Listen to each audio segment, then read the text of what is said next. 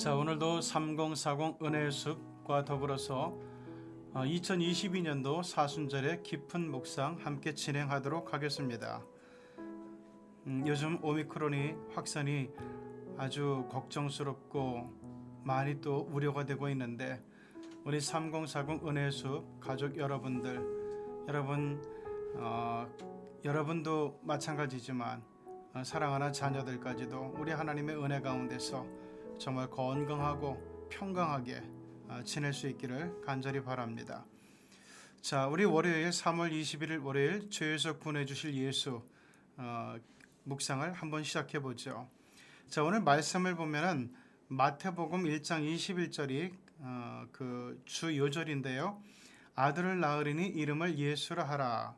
이는 그가 자기 백성을 그들의 죄에서 구원할 자이심이라 하니라 라고 말씀하고 있습니다. 여러분, 예수님께서 이 땅에 오실 때 목적 있는 삶으로 오셨다는 얘기죠. 이 목적 있는 삶, 예수님처럼 우리에게도 목적 있는 삶이 필요해요. 나는 어떤 목적을 가지고 살겠다, 나는 이러한 사명을 가지고 살겠다는 이 목적 있는 삶이 돼야 사명이 가능해져요. 그리고 이 목적 있는 삶을 통해서 사명의 삶을 살겠다고 하는 것, 사명의 삶을 산다고 하는 것, 이것이 곧 전체적으로 보면 소명의식이라고 얘기할 수 있어요. 소명의식은 이겁니다. 누가 나를 사장되게 하셨나? 누가 나를 부모되게 하셨나? 누가 나를 교사가 되게 하셨나? 누가 나를 목사가 되게 하셨나? 이렇게 내가 지금 나의 길을 걷는 것을 우리 하나님께서 나에게 맡기신 소명이라고 생각하는 것, 이렇게 소명의식을 가지고 교사를 하고 또한 부모 역할을 하고 목사가 되고 회사원이 되고 판사가 되고 검사가 되고 뭐 이렇게 된다면 아마 우리가 일하는 모든 면면에서 그 마음가짐이 달라지고 행실이 달라지고 그리고 성과가 달라지리라 이렇게 생각이 됩니다. 예수님께서는 나를 구원하러 오신 게 아닙니다. 나와 더불어서 우리 모두를 구원하기 위해서 오신 분이죠. 그래서 세상 모든 사람들로 하여금 예수 믿게 만드는 것, 이것이 저와 여러분 모든 그리스도인들의 아주 중요한 목표입니다. 그래서 그 예수를 믿게 하는 것, 어떻게 보면은 이 복음 사역은 더뎌질 수도 있고 성과가 없어 보일 수도 있고 하지만은, 그런데 이 복음을 전하는 것은 내가 비록 성과가 없지만은 이게 복음의 발자국이 돼요. 그래서 결국에는 이 복음의 발자국을 보고 내 뒤에 누군가 또 오게 될 것이고 그 뒤에 또 누군가 오게 될 것이고, 그러면서 그 사람이 그 마을이 복음화되는 중요한 단초가 되게 되겠죠. 실제로 독일의 어떤 선교회에서 그 이집트의 어느 지역으로 선교사를 파송했어요. 그 선교사가 이제 은퇴를 하게 되면은 그 다음에 또 파송을 하고 그 다음에 또 파송을 하고. 자, 그런데 이 100년 동안 독일의 선교회에서 그 마을을 열심히 선교를 했는데 100년 동안 결실이 딱 한 명밖에 없는 거예요. 여러분, 이 한 명밖에 없는데도 불구하고 계속해서 선교사를 파견하고 또 파견하는 이 독일 선교회, 정말 대단하다고 여기지 않습니까? 그것이 은혜의 발자국이 됐어요. 자, 100년째 되는 해 독일 선교회에서 이 문제를 두고 좀 기도회를 했어요. 심각하게 논의를 했습니다. 야, 이게 100년이 됐는데 열매가 한 사람밖에 없다. 이것은 우리가 뭔가 잘못하고 있는 부분이 있는 게 아닐까, 이런 생각을 하고, 그럼 뭘 바꿔볼까, 어떤 것을 개선해볼까 이러면서 회의에 들어갔습니다. 자, 그러는 동안에 그 마을에서는 놀라운 일이 생겼어요. 어떤 청년이 밤에 꿈을 꿨습니다. 그런데 그 꿈에 나타난 분이 바로 누구였는가 하면은 예수 그리스도였어요. 예수 그리스도께서 이 청년에게 나타나서 내가 나를 믿으면은 내가 너를 구원해 주겠고 너에게 하늘의 영광과 영원한 생명을 허락해 주겠다. 이렇게 꿈에 나타나서 예수님 말씀해 주시는 거예요. 이제까지 자기 꿈에 나타나서 이야기한 신은 하나도 없었어요. 알라도 그런 적이 없었고 마호메도 그런 적이 없었고 누구도 그런 적이 없었는데 예수 그리스도께서 꿈에 나타나셔가지고 말씀해 주셨다는 거예요. 이게 이 청년의 삶에 엄청난 경랑을 일으킵니다. 사실 믿음의 조상 아브라함이 그렇게 하나님을 열심히 믿는 사람이 된 것도 우상의 세계 속에서 수많은 우상들이 존재하는 그 세계 속에서 자신에게 말해준 나타나서 이야기한 유일한 신이 바로 야훼 하나님이었기 때문이죠. 그래서 야 진짜 신은 참 신은 야훼 하나님밖에 없구나. 그러면서 그의 믿음이 우리의 조상, 믿음의 조상이 되게 된 거죠. 자, 그러면서 이 청년이 그날부터 자기에게 나타나서 말씀한 예수 그리스도를 믿는데요. 문제가 생겼어요. 이게 어디 가서 믿음을 이야기할 수가 없는 거예요. 왜냐하면 이슬람사에서 내가 예수 믿는 사람, 나는 기독교 신앙으로 전향했다 이러면은 명예살인을 당할 수 있어요. 내쫓기는 건 물론이거니와 친척으로부터 형제로부터 죽임을 당할 수 있단 말이죠. 그것을 거기서는 명예살인이라 그러잖아요. 그런데 말을 안 하고 있으니까 이게 병이 되는 거예요. 그래서 어느 날 할 수 없이 아버지에게 찾아가서 말을 합니다. 아버지, 제가 고백할 게 있습니다. 내가 목숨을 걸고 고백할 게 있습니다. 그러자 아버지가 뭐냐고 물었어요. 그때 이 청년은 자기에게 나타나서 꿈에 나타나서 말씀하신 예수 그리스도 이야기를 전합니다. 자, 이 이야기를 전하고 청년은 각오를 했어요. 아버지가 펄펄 뛰며 화를 내시겠지, 역정을 내시겠지, 나를 죽일지도 몰라. 그래도 나는 이 이야기를 해야 돼. 그런데 청년의 이야기를 다 들은 아버지가 뭐라 그랬는지 아세요? 아들의 손을 꼭 붙잡으면서 그런 얘기를 합니다. 아들아, 너도 그런 꿈을 꿨니? 나도 그런 꿈을 꿨단다.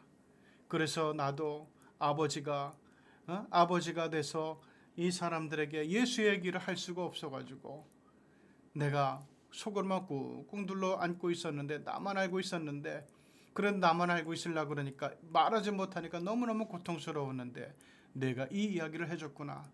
나도 꿈에서 나타난 예수 그리스도를 믿게 되었다고 얘기를 합니다. 와, 그러니까 이 아들이 이제 용기가 생기잖아요. 아버지도 용기가 생겼습니다. 그럼에도 불구하고 이 두 사람은 조심스럽게 다른 사람들에게 그 이야기를 합니다. 이야기를 살짝 이렇게 띄우는 거죠. 근데 놀랍게 자기가 예수 꿈을 꿨다는 얘기를 형제에게 했는데 그 형제도 똑같은 꿈을 꿨다는 거예요. 자, 어쨌든 이렇게 되면서 그 마을은 독일 선교회가 100년 동안 선교를 해가지고 한 명의 열매밖에 못 거뒀는데 그런데 그 마을에서 불과 한 달 만에 거의 마을 전체 사람들이 예수를 믿는 기독교 마을로 변환이 된 거예요. 거듭나게 된 거예요. 이제는 그 마을에서는 예수를 안 믿으면 오히려 생활을 할 수 없을 정도로 정상적으로 일상을 누릴 수 없을 정도로 예수를 믿는 마을로 완전히 탈바꿈이 되게 되었다는 겁니다. 여러분, 예수님은 십자가의 죽으심으로 우리의 죄를 용서해 주셨습니다. 그리고 그를 믿는 자마다 멸망치 않고 영생을 얻게 하는 정말 놀랍고 경이로운 구원의 은혜를 주셨습니다. 이 예수님만이 우리를 죄에서, 절망에서, 멸망에서 구원하실 수 있는 유일한 분입니다.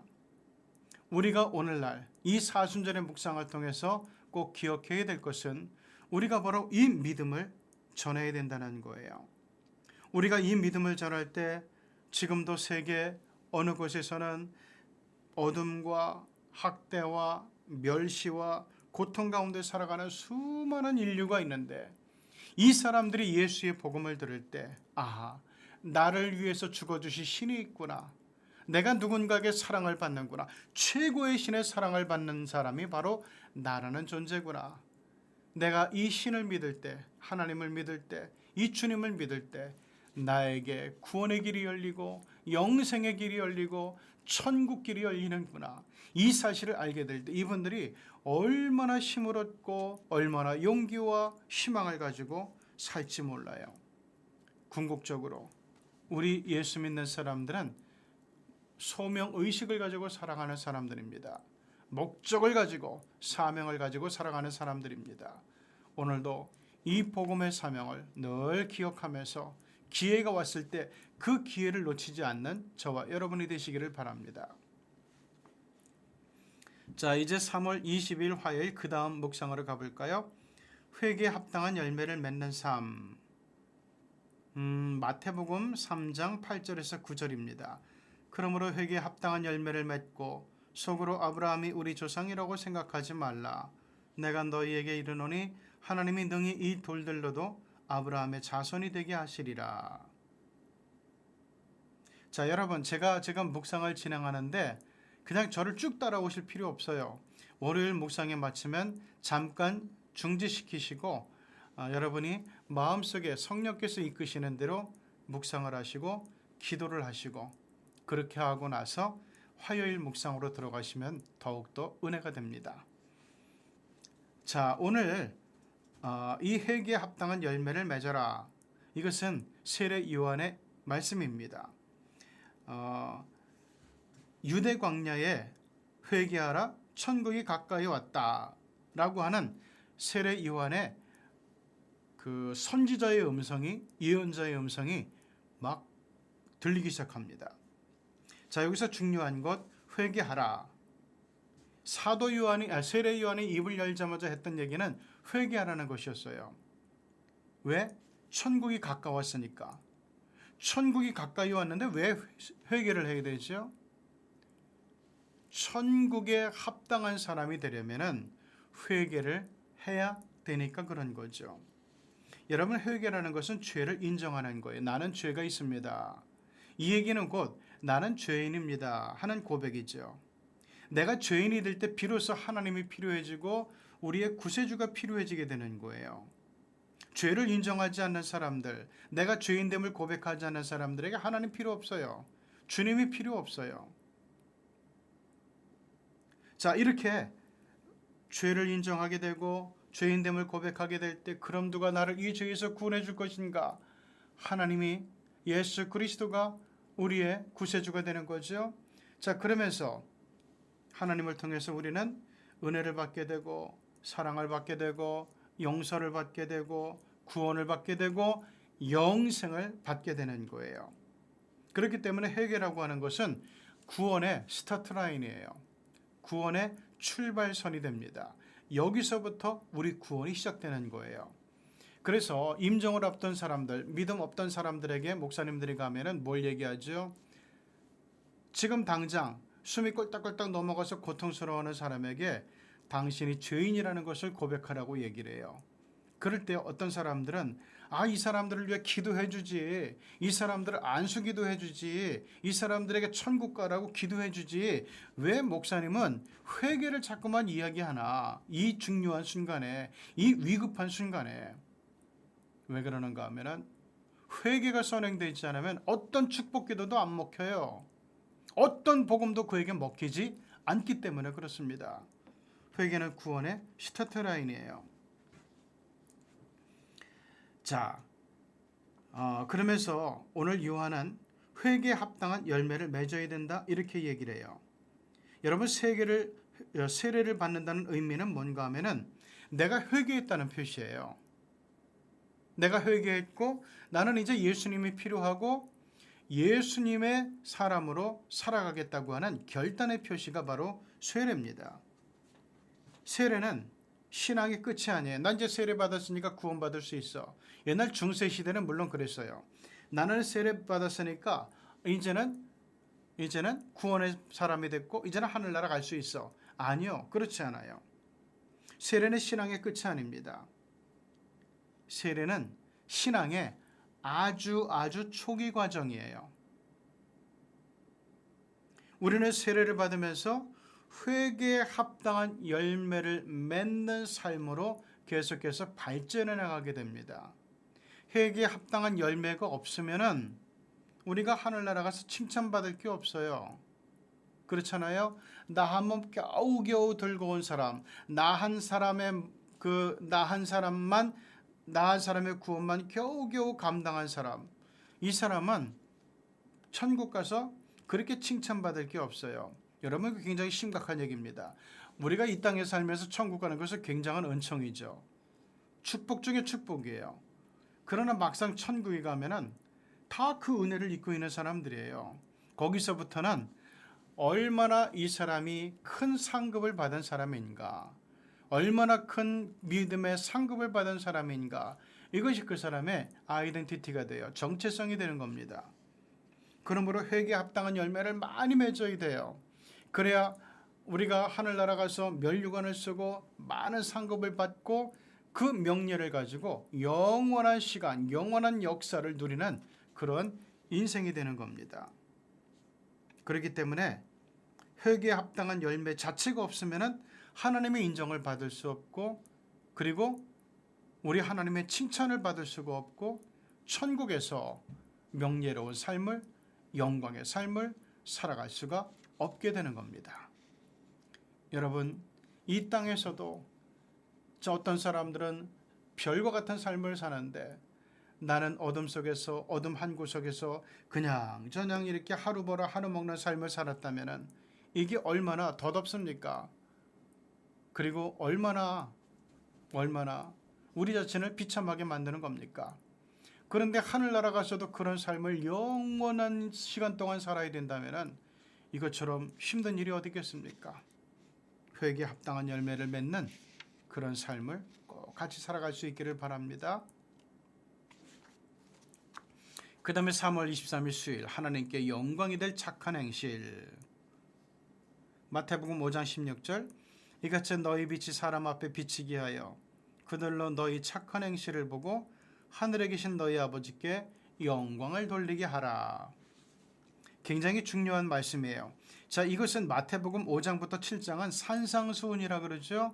그러니까 예수님께서 백성들에게 가르쳐 주신, 그리고 제자들에게 가르쳐 주신 아주 교훈의 집약이라고 얘기할 수 있어요. 여기서 예수님은 세상에서 복 있는 사람으로 살기 위한 방법에 대해 알려주셨고, 복을 받을 제자들이 해야 될 역할에 대해서 말씀해 주고 있습니다. 특별히 예수님께서는 너희들은 나의 말씀을 들은, 나의 교훈을 들은, 가르침을 들은 너희들은 소금과 빛의 삶을 살라, 이렇게 얘기합니다. 소금과 빛은 세상에서 굉장히 중요한 역할을 하죠. 소금은 우리의 음식을 썩지 않게 하고, 그리고 음식을 맛깔나게 만들어주죠. 소금이 들어가지 않으면 밑에서 모든 음식이 맛이 없어지잖아요. 그러니까 맛깔나게 만들어요. 그리고 빛은 어둠을 이길 수 있고 우리 인간에게 있는 두려움을 내쫓죠.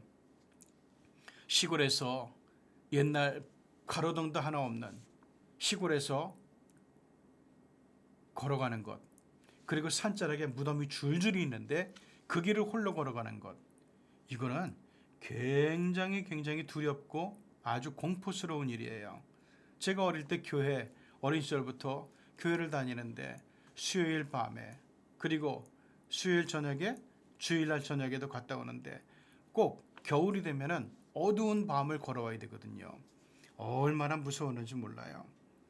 자, 그런데 낮에는 그 길을 가면은 하나도 두렵지가 않아요. 내가 이 길을 가면서 밤에, 저녁에 왜 그렇게 무서워했지? 왜 그렇게 두려워했지? 아무런 두려움이 없단 말이에요. 근데 이상하게 어둠이 찾아오면, 빛이 없어지면 그 길은 두려움과 공포의 길이 되는 거예요. 자, 여기서 우리는 하나님께서 주신 사명을 가져야 돼요. 너는 소금이 되어라. 너는 빛이 되어라. 다시 말하면 너희들이 복음을 전해주고 복음의 삶을 직접 살아가면서, 예수 그리스도인으로 살아가면서 세상을 맛깔나게 해주고, 썩지 않게 해주고, 살맛나게 해주고, 그리고 세상을 멸망의 공포, 지옥의 두려움으로부터 구원해주는 그런 사람들이 되라는 거죠. 일반 그리스도인의 사명이 이거예요. 사람을 세상을 살맛나게 만들어주는 것. 소금의 역할을 통해서, 빛의 역할을 통해서. 그런데 사람을 살맛나게 해주려면 어떻게 해야 되죠? 양보해야 되고, 용서해야 되고, 사랑해야 되고, 섬겨줘야 되고, 그리고 중요한 것, 우리 그들을 하나님에게로, 예수 그리스도의 품으로 이끌어줘야 돼요. 전도해줘야 돼요. 그렇게 될 때 그들의 인생이 살맛나는 인생이 되고, 그리고 두려움이 없는 인생이 될 수 있는 겁니다. 이것이 바로 우리가 하나님께 영광을 돌리는 그리스도인의 길이에요. 아까도 얘기했지만은 사람을 살맛나게 해주려면은 정말 전도도 열심히 해야 되지만은 전도할 수 있는 특권을 얻기 위해서는, 전도할 수 있는 권리를 얻기 위해서는 사랑해주고, 양보해주고, 섬겨주고, 용서해줘야 돼요. 착한 행실이 드러나야 되는 겁니다. 그래야 우리가 뭔가를 전하게 될 때 우리가 하는 말을 믿어줄 터이고, 우리가 하는 말에 의미를 둘 수 있기 때문에 그렇습니다. 자, 그 다음 3월 24일 목요일, 주 안에서 염려 없이 사는 삶. 마태복음 6장 33절에서 34절. 그런즉 너희는 먼저 그의 나라와 그의 의를 구하라. 그리하면 이 모든 것을 너희에게 더하시리라. 그러므로 내일 일을 위하여 염려하지 말라. 내일 일은 내일이 염려할 것이요 한 달의 괴로움은 그날로 족하니라. 이것은 우리가 이미 그 묵상을 하고 또 암송까지 하는 말씀이죠. 여러분, 여기서는 염려라는 말, 어떻게 우리가 주님 안에서 염려하지 않고 살 수 있을까? 우리 주님께서는 이 말씀을 통해서 우리의 삶에서 염려와 근심을 없애는, 스트레스를 없애는 비결에 대해서 알려주고 그 의미에 대해서 이야기를 해주고 있어요. 여러분, 우리가 스트레스를 받게 될 때 우리 안에 독성물질이 쌓이게 되죠. 이 독성물질이 결국에는 염증을 일으키게 되고, 그러면서 세포를 병든 세포로 바꾸게 되고, 그러면서 이 세포들이 어떤 병적인 바이러스, 독성 바이러스, 이것이 우리 몸에 이제 떠돌게 돼요. 스트레스를 받으면은. 그런데 이것이 예를 들어 수천 개에 이르면은, 그 정도는 우리가 한번 웃고 넘길 수 있는 일을 만나게 되면, 깔깔거리면서 웃을 수 있는 일을, 그 시간을 만나게 되면은 수천 개의 독성 바이러스는 다 녹여버릴 수 있어요. 근데 문제는 이것이 50만, 100만 이 단위로 독성 물질이 생겼는데, 스트레스를 받아서 독성 물질이 수십만 개, 천만 개가 생겼는데 우리가 계속해서 웃지 못하고 행복한 감정을 느끼지 못하고 살게 되면은 결국에는 독성 물질들이 뭉쳐가지고 독성 세포를 이루게 되고 염증을 일으키게 되죠. 그리고 이것이 심각해지게 되면은 결국에는 암세포, 캔서셀로 변화되게 되는 겁니다. 그렇기 때문에 예수님 말씀한 것처럼 우리가 염려 관리를 잘하고, 이것은 건강 관리를 잘하는 것으로 연결이 되고, 염려 관리를 잘하고 스트레스 관리를 잘하면 건강을 잘 관리하는 것이 되고, 건강 관리를 잘하게 되면 인생을 관리해서 인생의 질을 높이게 되는 겁니다. 우리가 아침에 일어나게 되면 휴대폰을 보죠.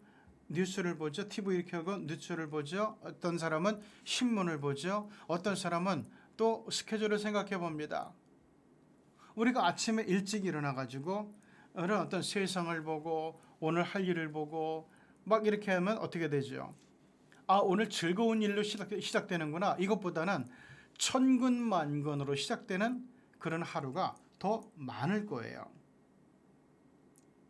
이럴 때 잠에서 먼저 깨어가지고, 잠에서 깨자마자 우리가 그리스도인들이 하는 것처럼 먼저 기도로 시작한다면, 기도하면서 묵상하면서 하루를 시작한다면 우리의 하루는 분명히 달라지게 될 거예요. 어떤 면에서 달라지는가 하면은, 우리가 묵상을 하고 기도를 하면서 하나님, 오늘도 우리 하나님께서 지켜주시고 저를 호위해 주셔서 주의 지팡이와 막대기로 지켜주셔서 하나님의 뜻대로 사는 삶이 되고, 우리 하나님의 기쁨을 이루는 삶이 되고, 하나님께서 펼쳐놓으신, 예비해 두신 여호와 일의 길을 걸어가는 하루가 되게 해주십시오. 이렇게 기도하게 되면은 나도 모르게 힘이 생기고 긍정의 에너지가 생기게 되고, 그러면서 하나님 오늘도 이런 삶을 주실 줄을 믿고 감사드리며 하루를 시작합니다 하면서 감사가 먼저 나오게 되죠. 긍정의 마인드, 감사의 마인드로 시작하는 하루는 능력 있는 하루가 됩니다. 독성세포를 없애버리는 하루가 되고요. 그리고 스트레스에 지배받지 않는 삶이 됩니다. 이것을 위해서 예수님께서는 중요한 이야기를 해주셨어요.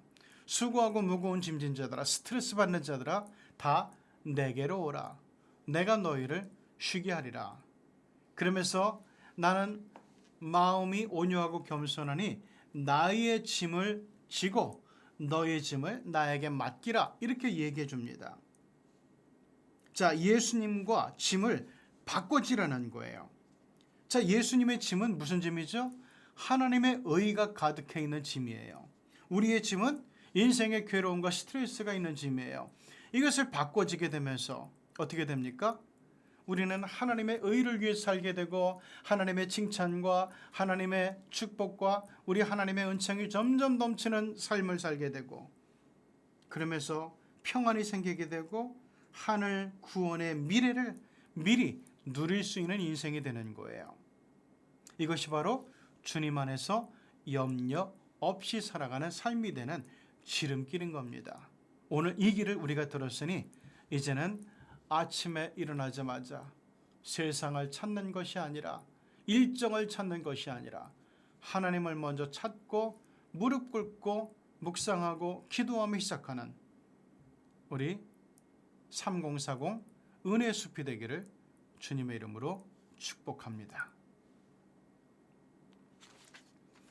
자, 제가 금요일은 넘어가고 3월 26일 토요일 믿음으로 말씀에 순종하며 사는 삶에 대해서 묵상을 시작해 보려고 합니다. 제가 아까도 말씀드렸지만은 하루의 묵상이 끝나게 되면은 여러분은 일단 유튜브를 끄시고 중지시키시고 생각하고 묵상하고 결단 기도하면서 이 묵상을 마치시면은 더욱더 은혜로운 묵상이 될 수 있을 줄을 믿습니다. 자, 토요일 마태복음 8장 9절 백부장의 고백이에요. 나도 남의 수하에 있는 사람이요 내 아래에도 군사가 있으니 예대로 가라 하면 가고 제대로 오라 하면 오고 내 정도로 이것을 하라 하면 하나이다. 자, 오늘 본문은 예수님이 백부장의 믿음의 고백에 놀라신 사건이었죠. 자, 기독교 신앙에서 영성적으로 제일 중요한 것 중에 하나를 순종이라고 이야기합니다. 왜 기독교 신앙에서 순종을 강조하고 순종을 중요시하는가? 이것은 우리의 주인이 누구인가를 밝혀주는 행동이기 때문에 그래요. 여러분, 신앙의 처음이자 마지막 알파와 오메가는 나의 주인이 누구인가? 이거예요. 이것을 시편 23편에서 다윗은 주님은 나의 목자십니다. 나는 주님의 양입니다. 이렇게 고백을 하잖아요.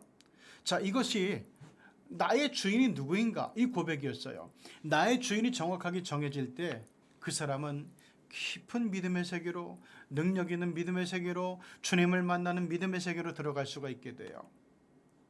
그래서 이 순종을 믿음의 알파와 오메가라고 얘기하는 거예요.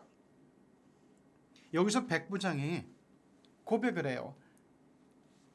예수님께서 백부장의 종이 중풍병으로 고통스러워한다는 이야기를 듣고 내가 가서 고쳐줄게 라고 얘기했어요. 왜?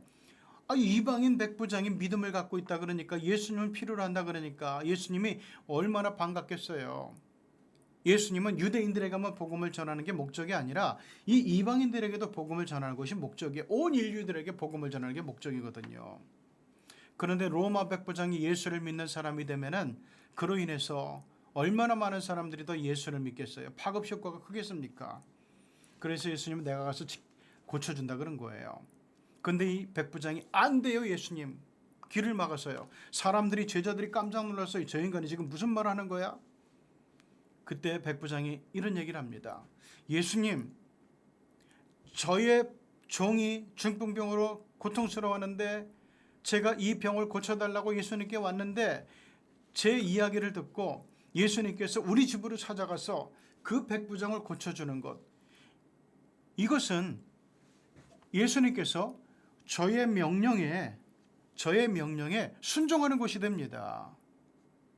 저의 명령을 준행하는 것, 저의 명령대로 따르는 것이 됩니다. 그러면 안 됩니다. 여기에 상관은 나 백부장이 아니라 주님이십니다. 여기에 주인은 나 백부장이 아니라 주님이십니다. 주님은 나의 부하가 아니요 나의 종이 아닙니다. 오히려 내가 주님의 부하이고 내가 주님의 종입니다. 그러니 명령해 주십시오. 저한테 제 말씀대로 따르지 마시고 저한테 명령해 주십시오. 백부장, 너의 종이 중풍병에서 놓여 건강할지어다. 너의 종이 죄에서 놓여 구원받을지어다. 이렇게 명령해 주시면 됩니다. 그러면 저도 그 명령을 따를 것이고 제 종도 그 명령을 따를 것입니다. 나의 주인은 주님이십니다. 나의 상관은 주님이십니다. 이 고백이에요. 그러자 예수님께서 주인됨을 이처럼 명확히 고백한 사람은 이제까지 없었어요. 유대인 가운데 누구도 이런 믿음이 없었어요. 그러니까 예수님께서 백부장을 칭찬하는 거예요. 유대의 어느 곳에서도 내가 이런 믿음을 만나본 적이 없다. 이것이 바로 하나님께서 찾는 믿음, 예수님께서 찾는 믿음, 하나님께서 감동하시는 믿음, 예수님께서 감동하시는 믿음, 하나님을 움직이는 믿음, 예수님을 움직이는 믿음이에요. 나의 주인은 하나님이다. 나의 상관은 하나님이다. 고로 나는 하나님의 종이요 나는 하나님의 부하다. 이 의식과 이 질서가 명확하게 자리 잡히는 가운데 우리의 기도가 달라지고 우리의 믿음이 달라져서 하나님의 큰 은혜를 입고 예수님의 사랑과 인정을 받으면서 믿음 생활이 윤택해지는 우리 3040 은혜 숲이 되기를 간절히 바랍니다. 우리 다음 주간에 또 다음의 묵상으로 다시 만나기를 바랍니다. 여러분의 사순절의 깊은 묵상이 여러분의 믿음의 질을 바꾸고 여러분의 인생의 질을 바꾸고 장차 천국의 미래를 뒤바꾸는 역사가 나타나기를 바랍니다. 감사합니다.